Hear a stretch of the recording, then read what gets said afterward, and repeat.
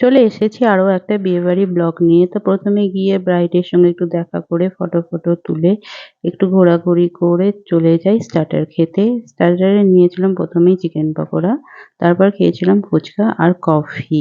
তারপর একটু ঘোরাঘুরি করে চলে যাই মেন কোর্স খেতে। প্রথমেই দিয়ে দিল স্যালাড আর ফিশ চপ। ফিশ চপটা খেতে মোটামুটিই ছিল। তারপরে দিয়েছিল নান আর চানা মশলা। সত্যি বলতে এই নানটা খেতে এতটাই দুর্দান্ত হয়েছিল যে আমি ২ খানা নান খেয়েছিলাম। তারপরে দিয়েছিল সাদা ভাত আর কাতলা কালিয়া। কাতলা কালিয়াটা মোটামুটি ছিল। আমার মাছের এই কালো অংশটা খেতে খুবই ভালো লাগে। তারপরে দিয়েছিল চিকেন কষা। চিকেন কষাটাও সত্যি খুবই ভালো ছিল।